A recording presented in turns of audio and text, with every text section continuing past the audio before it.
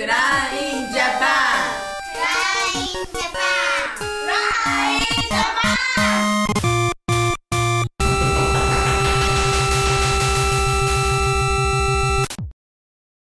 Hey guys, welcome to Kram In Japan. Now, before I start this vlog, if you are not familiar with the struggles that I've been having with getting an iPhone from the mobile service provider SoftBank, then you probably need to go back and watch the video titled Kram In Japan, No iPhone for Kram, because that basically sets up everything that I'm going to talk about in this vlog. Now, today was the day that I was supposed to go back to SoftBank to try again to get this iPhone after being denied the first time. I went with my wife, and I also went with a good friend of ours whose Japanese level far exceeds mine. He actually went with us the first time to help us out. And basically, I was over-prepared this time. Everything they told me to bring last time, I brought. I brought Japanese driver's license, American driver's license, foreign registration card, a passport containing a 3-year work visa, and 5 utility bills that have my name and address on them, and my national health insurance card. So the utility bills will verify that I actually live where my health insurance card says I live. And they were also paid bills, so they were stamped by the convenience store that I paid them in to prove that I actually pay my bills. So we went in and we gave them all of our information, and we put the information into the computer once again, and once again we were denied. We tried it 3 different ways. We tried it applying as a couple, as a married couple. We also tried it individually. So I tried to apply, and my wife tried to apply separately. So we applied 3 different times. All 3 times were denied by SoftBank.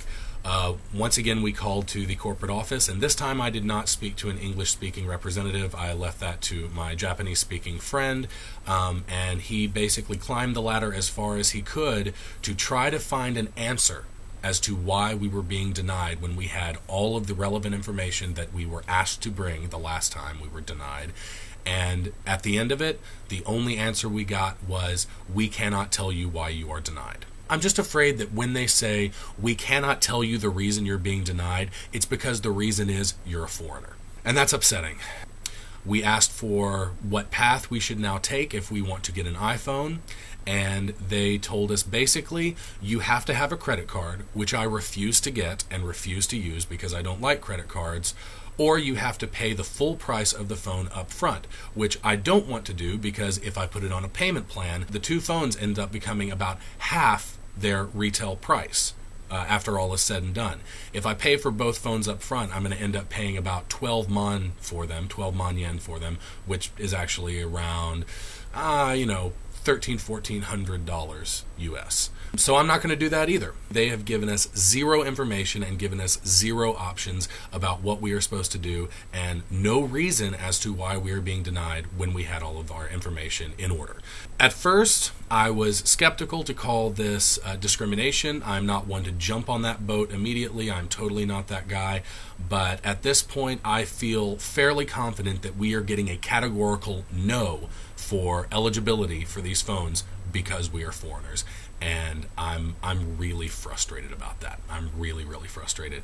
So at this point, we're going to have the company that I work for try to contact SoftBank and see if they can work something out. We're gonna fight this as long as we can, and fight it until we get a written statement that either says the reason why we are being denied, or a written statement that says we won't tell you the reason you are being denied, which we were refused of both of those today, or until they give us our phones.